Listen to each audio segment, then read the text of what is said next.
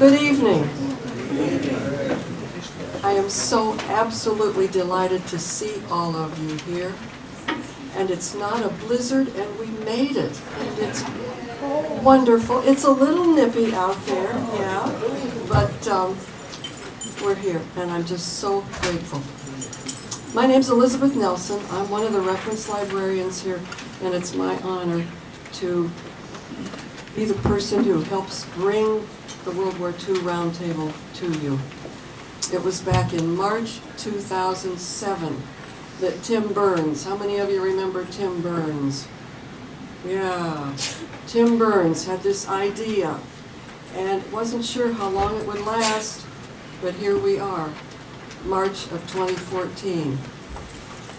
And I want to thank Rod and Barb Knight, who were here in the very beginning, have stayed with this program, and they have been a big part, and Barb especially, keeping the history of this roundtable that we have here in Medina. And then back in the back, the amazing Dale Wyant, who is doing our DVD production. And as we work through the library process of cataloging these, getting them up on the shelves upstairs in the DVD room that you can take home and share with your family, friends of what's going on here at the Medina Library. So thank you. How many of you have been to just about all of these, or so it feels like you've been to all of these? Some of you do. How many of you, this is your first time tonight? Yay! I'm so glad to see students here in the crowd, because this is a very special way to learn our history. And I'm so grateful for everyone who comes and shares the story, and those of you who come and listen.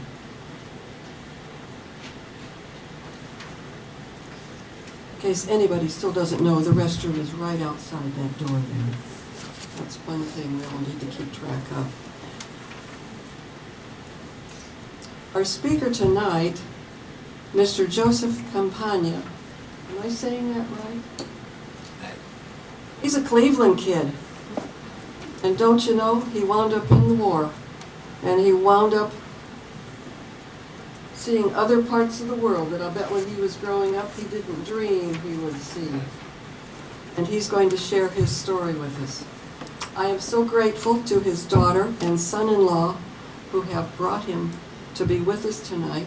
There's his daughter back there, Margie, and his son-in-law back there, Donald Ferfolia, who are bringing him to us. And so we're going to have 2 DVDs of the program tonight. I'm so grateful that the library gives us the opportunity to bring us all together and hear these stories. Can we pledge allegiance to the flag?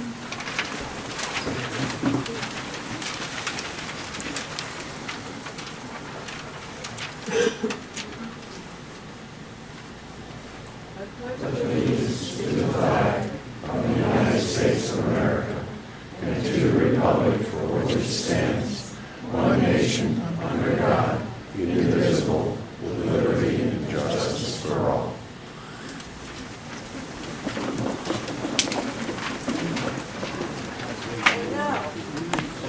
Mr. Campagna is going to share his story with us.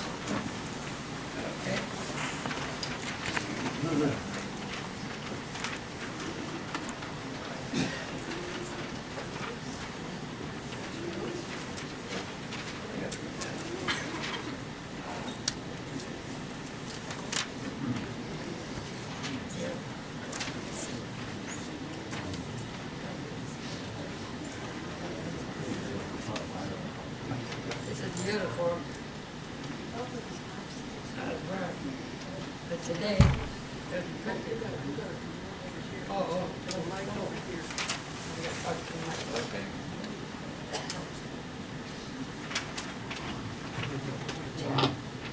Okay. My name is Joe Campagna. from Cleveland, Parma. I'm from Parma, Seven Hills, in Cleveland.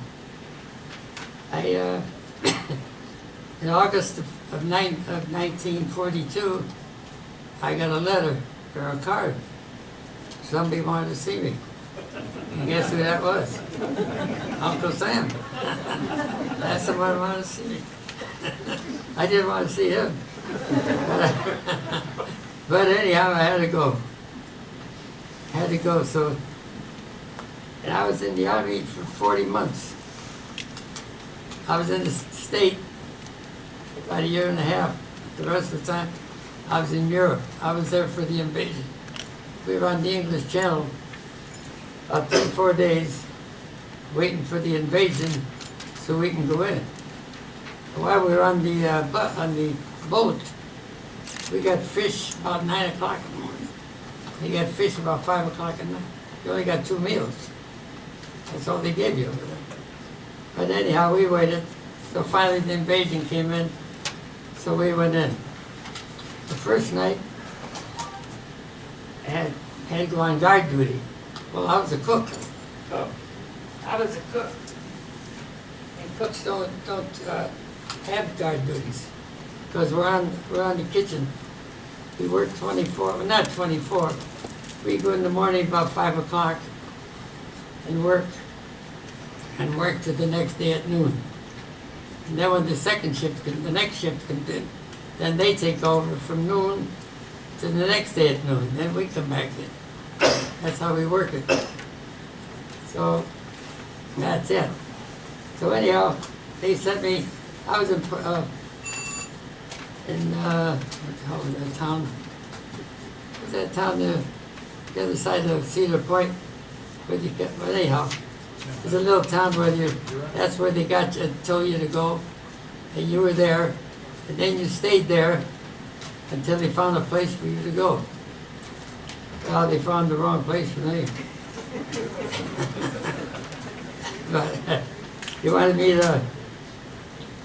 me to be a mechanic. Well, I never worked on trucks. I never worked on guns. What do I know? I know nothing about those things. But anyhow, I said, I'll do it. Well, in the meantime, my luck changed, and one of the cook's helpers, he got called home because if for emergency, somebody got sick at home. So the chef in the kitchen said, Joe, you want to work in the kitchen? I said, I know nothing about it. My mother always cooked at home. I never did.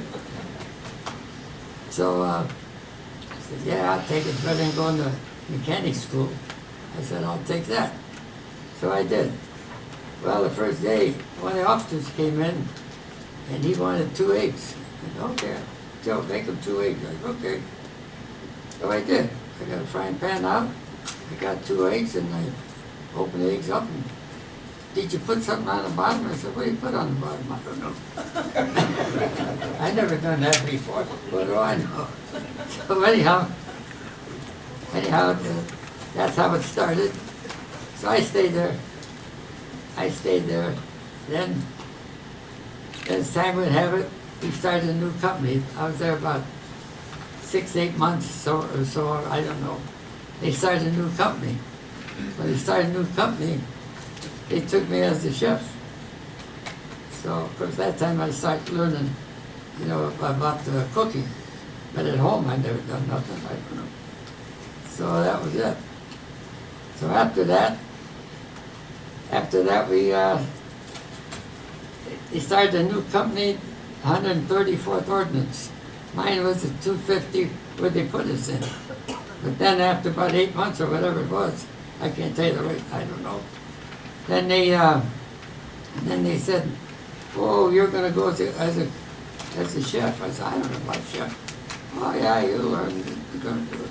So I did, and I was a chef there, 134th. And then, with that time, I got a group of fellows from New York and New Jersey. They were more crazy than I was. Especially on when we went out dancing to USO or something. Well, we get back. "Hey, Joe, I'm hungry. Joe, I'm hungry." I said, "All right." I said, you fellas go to your barracks. I said, I'll bring it to you. So I did. Well, after a couple of times, then the big boss, the captain, called me in the office. He said, you know, you're not supposed to do that. I said, well, officer, let me tell you something. They sent enough cold cuts. That's all we have on Sunday nights, cold cuts. I said, they sent enough for 150 people. But you ever think that half of them are out in town? They're not here. I said, so why let it go to waste like that? Well, that's not supposed to do that. No, right off the Lord. So then I done it different after that. Put the stuff in my pocket. I brought it in that way. You got to treat the fellas. So that's what I done. I done that. So then after that, we started the company, and of course, you know, go here, go there, do this, do that. They kept me going. Wherever I got here, someplace. Yeah. So anyhow, then they said you have to go before the. I talked to the chef. He said you have to go to school. I said, for what? Well, you're going to be a mechanic. I said, mechanic? I don't know about cars. I know how to drive them. But that's all I know. I don't know about cars. He said, well, you got to do it. I said, okay. But I didn't go for the simple reason. The fellow that, the helper that the chef had, got emergency furlough to go home. So the chef said, Joe, this is your opportunity. I want you to come in now. You want me to come in? I'll come in. I said, better go and be a mechanic, because I know nothing about that. So that's how I started being a cook. So we had a new company open up. So they took me as the chef. So I didn't know all that stuff. He said, you learn. And I got through with it. I did everything I was supposed to. And then when I got the new company, those people were crazier than I was. New York and New Jersey boys. But we got through with it. We had a good time. We went dancing and all that. Yeah, so that's it. Yeah, so I did a lot of those things. And we had to go on maneuvers, had to get a tent, had to cook outside, had to get somebody to dig a hole in the back so that we throw the rubbish, the garbage. Had to get people to do that. We had to sleep in a tent for a month.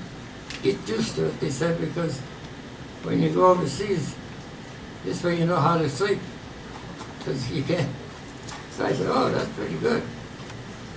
Then they said, we were overseas on the English Channel waiting for the invasion. And we were on the ship. And you got 2 meals a day. And you got fish in each meal. That's all they had, fish. So what are you going to do? So we got to shore. I finally got, and then the first night, you got guard duty tonight. I said, I never had guard duty. I'm a cook. Cooks don't have guard duty. Well, you got to do it. Oh, I'll do it. So one of the fellows I know, we were together, and he said, don't worry, Joe. You listen to me, we get by. Yeah, we did. We got by it. And that was it. And then from there, with the 134th ordinance, they were half Italians like me. So that was bad. So they always used to go out and forget about coming back. But we did. And that's how I started. And from one place to the other, and then we got overseas. It was a little hard at the beginning, but we made it. One time we were going from, I was in the ordnance company. What they do is repair trucks and guns. That's their job. If there's a truck that's not working or guns, there's something wrong with them, well, our fellows would go do that. And we had to be up in front. We couldn't be 20 miles away doing that. We had to go to the front lines and pick up the guns and whatever. The trucks that didn't work. We had to take care of that too. So we had to go up there. So that's why then we went all over. We were in France, Belgium, Holland. Well, you see it on the map we gave you. You see all that up there. Then up in Germany was different.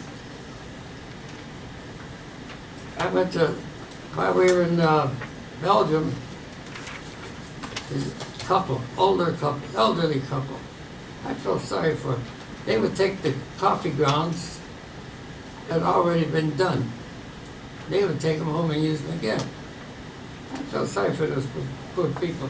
So what I done was, I said, here, don't say nothing. So I gave them a pound of coffee. You know, take it home. But then the husband said, you know what, you want to take baths? I said, yeah, right. Not here, I can't take a bath. So you know what they done? You're going to sleep at our house. I said, oh, sleep at your house? Yeah, I said, okay. And I slept there. When I went over there, in the middle of the kitchen floor, they had a tub, a regular tub, I don't know what it was. And they had hot water and everything, so they went in the other room and I took a bath. I said, that helped. So after that, I give them cookies, I give them whatever they wanted. Poor people all in their 80s. They didn't have nothing. I said, what the heck? So maybe the Lord helped me by doing that. I don't know. I didn't get hit. I mean, nothing bothered me. I was away from the bullets and that's it. So that helped a lot. But then, when the war was over, because see, we got called down for Belgium, when for that war came back, you know, when they start coming back, showing, they were getting the start. Belgium was starting to pick up a little bit, so we had to go down there and work on them too. So we were all over France, Belgium, Holland, Germany, we were all over. One night, we went out to, I was up in Holland. We were out, and a fellow said, there, you got room over this. You don't sleep up in the attic. It's better than sleeping outside. He said, you come with us. I said, okay. So we went up, there's 4 of us, we went up there. So they put us up in the attic, which was fine. The next day, the fellow said, hey, where'd you sleep last night? And I told him where we were sleeping. He said, boy, you're lucky you're out. I said, what do you mean? He said, a couple nights ago, there's some fellas went up there to sleep, and they shot them all. I said, oh. I said, good thing I wasn't there. So you had your good days and bad days, you know, whatever it was. But then we wound up, then we had to stay, the war was over. But I was home when the war was over.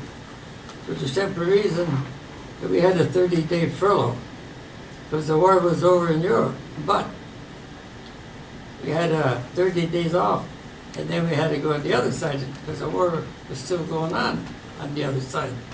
So we had to go to training. Well, in the meantime, the Lord was with us. The war stopped on the 15th of August.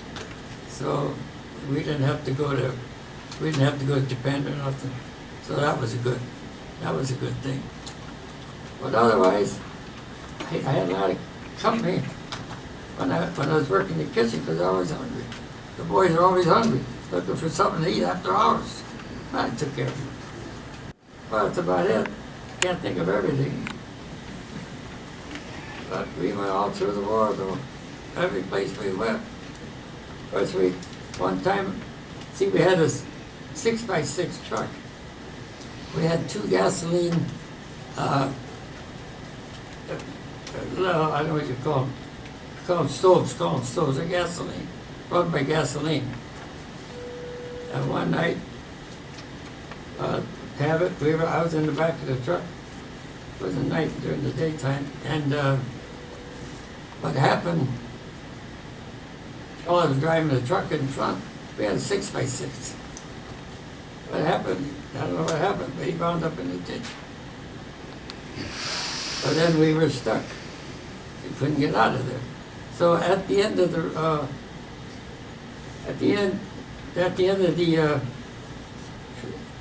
because all the cars have to go in order. So the last one in the back was a record, one that picks up the cars when they're broke, whatever it needs. It was it had a crane behind it, and they can pick up the truck. So then we lost our company. So we wound up another place. And we couldn't, no place to sleep. So he said, oh, then we got a building over there. You can go sleep in that building. I said, oh, that's okay, we'll go. So we went. We didn't have no roof. The roof was gone. So what good did that do us? It do us no good. So that was it. I going through it. I learned a lot, though. I'll tell you, I'm glad I went. See, I'm the only child in the family.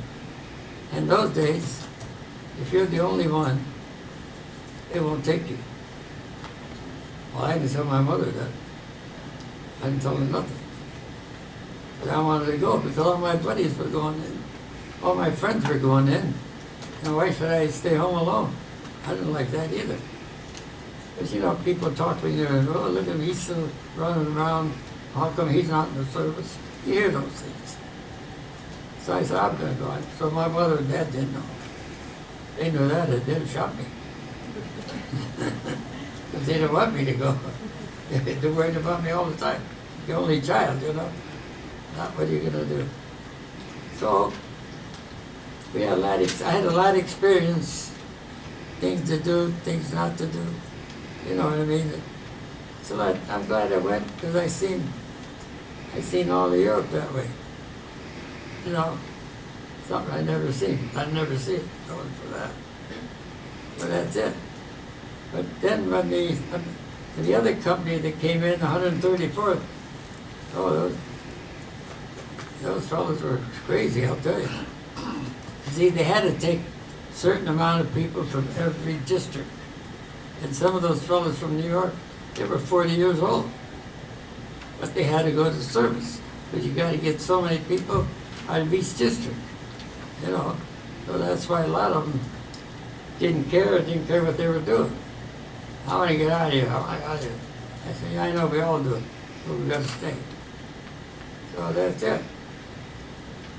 So, any questions? I mean, I can tell you more, but I only got so much time.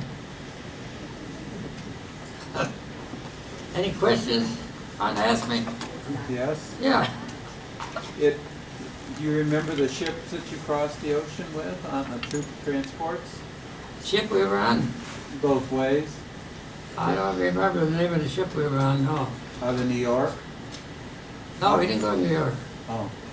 No, we Where'd you didn't go go. from? No, we didn't go to New York. No, we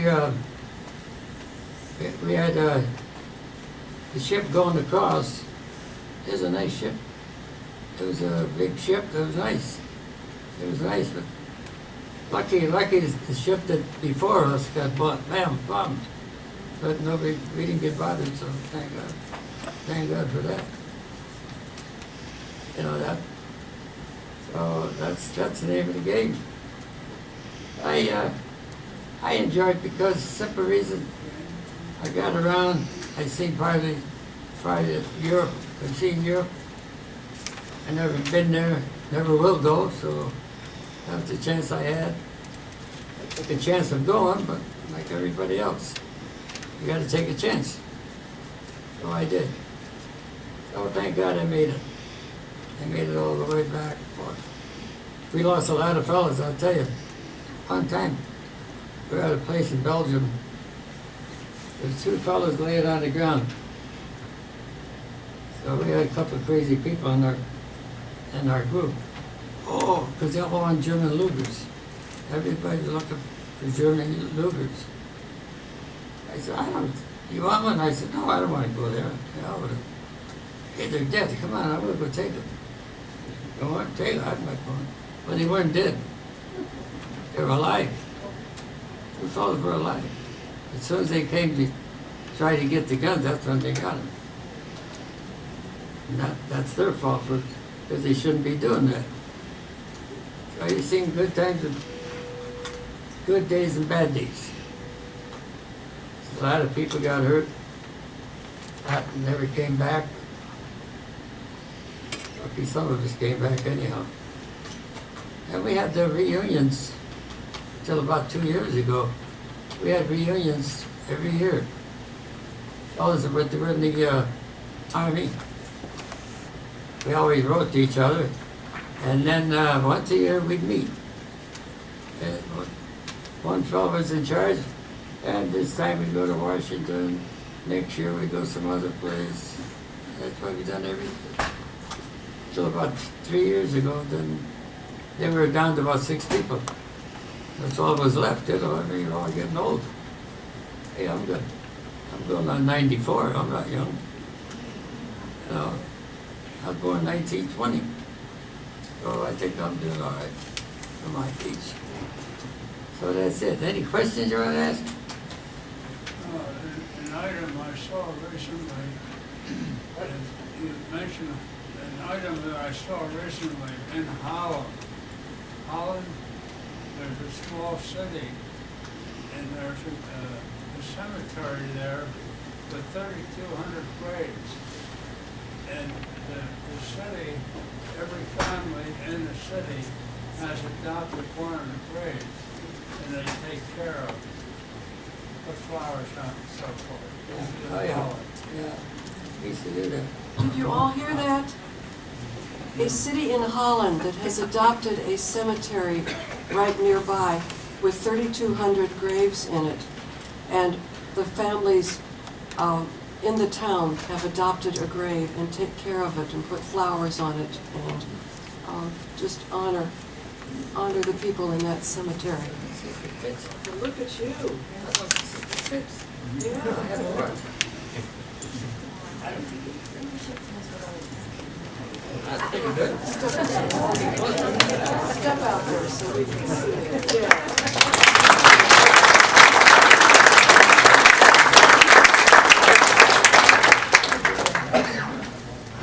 Question. Yeah. Where were you based in England before you were deployed to the continent? Where were you based in England before you were deployed to the continent? All those little names I don't remember. You know, those days, we just want to get it over with, and I didn't remember nothing. I done what I had to do. The Lord helped me. We didn't get shot, so that's it. But we went in England. In England, we got off the ship. We got on the boat, and the boat took us to near France, English Channel. Took us to the English Channel, and that's all I can tell you. I don't know anything about the rest. See this hand here? Just can't put it down. You just got to keep it on top. That's all I can do. But that's all right. I don't wear it. This here's the best. What happened here? I think when I got it cleaned, it's shrunk. That it? What's the shrunk? Which shrunk? Do we have any more questions? Yeah. What is it? I just wondered, were you involved in D-Day? Did you go into Normandy on D-Day?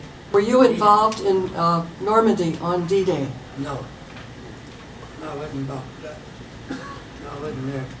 Lady, you got something to say? The Allied forces would come in and encounter the German forces, and say it would almost be an area like this. They would have to be going through areas that had been populated by civilians. And where did the civilians go when all these troops were battling in their backyards? Okay, where did the civilians go when the battle was really in close quarters?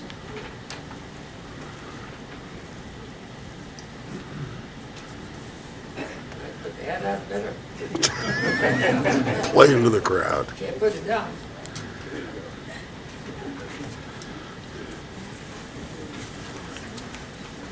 I guess you know all these All these badges, things I got here, you know what they are? This one, I was a good boy. Where do you get one of these? Oh. The red one I got here, that's because I was a good boy and I got this one. Next one, got 3 stars, and that's because we were in 3 battles. Because they called us down for the Battle of the Bulge, that was the main one. That was rough, but thank God we made it. We lost some of the people, but that's life. This one here, I don't know what this is for. Been a long time, I don't remember. But I got one anyhow. And the one on top, you got three little stars here. You can't see them here. That's I got for every place we went. We got a star because we were there to help them. Not just us. I mean, I don't mean I'm talking about in general. We send the people down there and we got it. You like this? Sir, can you spell your last name for me and tell me what your rank was? Huh? Spell your last name and your name. Oh. Well, rank, I was a sergeant. Okay. Ex-sergeant. And my name? Yes. Joseph. How do I spell your last name? Oh, Campagna.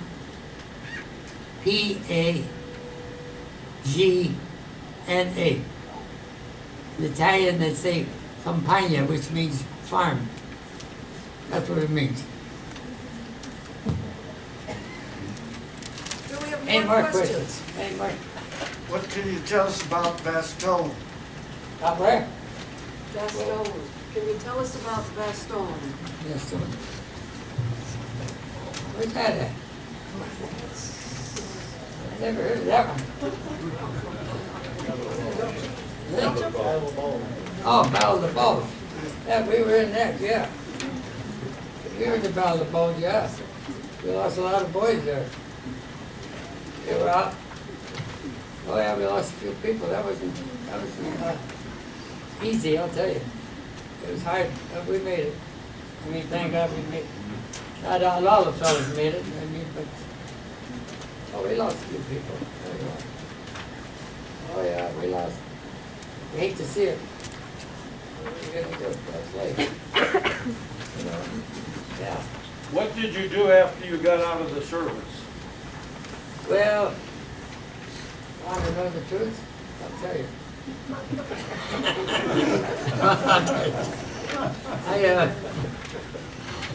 I'll tell you, when I got out of the service, I went back to work in the shop, assembling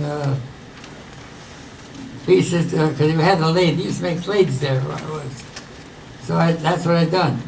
But every night after work, 4 of us, 4 fellas, we'd stop and have a drink.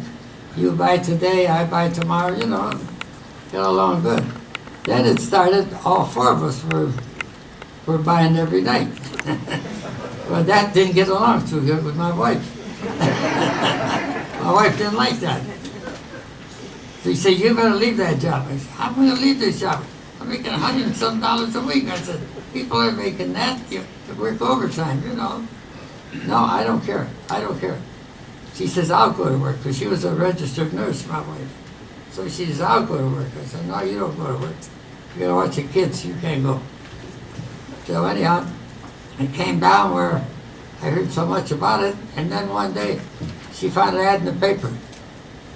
Found an ad in the paper, Dressograph Molograph, that was a big company, out to 60, which is about 25 miles from my house, but anyhow, Go see if you can get the job. Go see if you can get the job. I said, I don't know about cooking. I don't want to go there. Oh, you go, you go. So I went, I talked to the fellow in charge. I got the job right away. But, I was only getting $1.50 to start with. That wasn't it. That's not enough. So she said, don't worry, we'll make it. We'll get by with it, she said. Don't worry about it. Because every 2 or 3 times a week, I had to go to a special place to get goat's milk because one of my daughters was sick. So I had to get 2 quarts of goat's milk at this one place, dairy place. It was on Carnegie, I know where it was, but that's what we had to do. So we made it. We made it. So then she said, I'll work on Saturdays. And you take care of the kids. I said, what? You're not talking about me to do that. I can't take the kids, they're too small. I know nothing about it. So what I used to do, I would drive her to work, and then I come home, because the lady downstairs had 2-family house. She was watching the kids until I got back, which was only about 20 minutes from my house to the hospital, so that wasn't bad. So then I'd go stay home on Saturdays, because then things got different, where we were working 40 hours a week. Either war was over, we're working 40 hours a week. So that wasn't. So anyhow, that was it. So that's how we wound up, and that's how I got to be a cook and tell my wife. Hey, that's a good idea, a bad idea, I don't know. But it's a better job, though. That was a good job. I liked it. I liked it. I cooked for the family all the time. Always do. I don't have a house anymore because my wife died, and then I was 12 years old, lived there alone. But then all of a sudden, my daughter said, oh, you can't live alone, you can't live alone. I said, I've been here 12 years. Nobody bothered me. I don't bother nobody. And the neighbors, I get along with all of them. I said, I got a alarm in the house, I don't need that. Nobody's gonna bother me. So anyhow, I keep them happy. So right now I'm at the Camelot. You know what Camelot is? Camelot? Is that nursing home? Well, that's where I'm at. That's where I'm at right now. Can't get up because I was told to sell the house too. So I sold the house. Now where am I going? There's no place to go now. So I have to stay there. That's all you can do. You can't sleep outside. So that's it. Any more questions? Any more questions? Did you fight at Bastogne? What? Were you at Bastogne? What stone? Were you at Bastogne? Yeah, I was in the Battle of the Bulge, yeah. Did you know my grandfather, Augie Iconi? No. No. I was with some New Jersey boys then, and they were crazy. See, some of those, they had to take so much out of each district, you know, to start some of the fellows that came in were 40 years old. Well, they didn't care about nothing.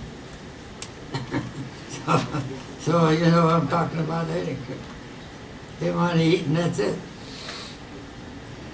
Yeah.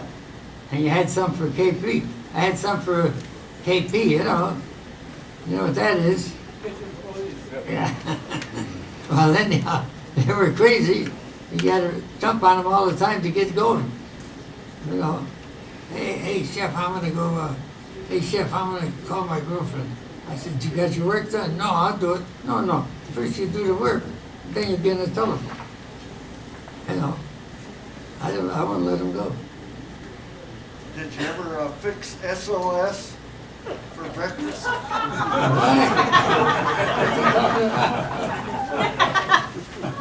He wants to know if you ever fixed SOS for breakfast. No, I don't believe in that. No, I wouldn't eat that and I don't cook it. Just like now, at the nursing home. It ain't too bad. You know, I mean, some days, I go to hamburgers all the time. He had hamburgers on. Or cheese, a grilled cheese sandwich. I don't think it was on the menu. You know, a lot of times, you know what I do? I got a stove upstairs in my apartment there. I got a nice apartment. Got a big bathroom, big bedroom. You know, the living room is nice. Kitchen's small, but that's it. But anyhow, if I don't like what, if I see the menu downstairs and I don't like it, I'll cook upstairs. Cook my own meals upstairs. That's what I do. Huh? Yeah, but see, being a cook helped. See? If I wasn't a cook, I'd starve. I don't have nothing to do.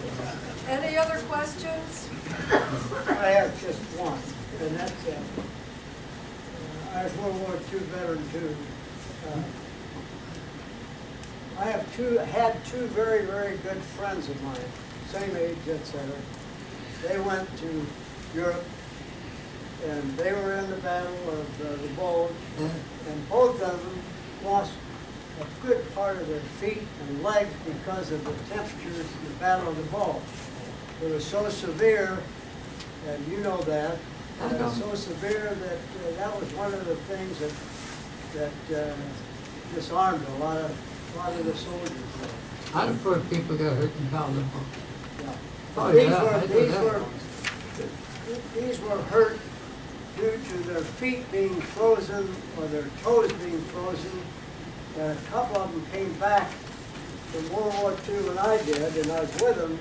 And at later times, they had to have certain sections of their feet amputated because of the situation that they got into in the Battle of the Bulge as far as weather was. Yeah. We got called down for that. Yeah. Wherever they needed us, we went. We are a library, and back there I've pulled a variety of some World War II Europe books, and one is a Battle of the Bulge book, in case anybody wants to dig deeper into it tonight. You have plenty of time to check it out. Any other questions? Here is a small token of thanks. Well, you can drink your coffee, your tea, your hot chocolate, your juice in the morning in the Medina mug there. Oh, I put it in here? Yeah, it's just a tiny token of thanks to you for coming and sharing your story with us.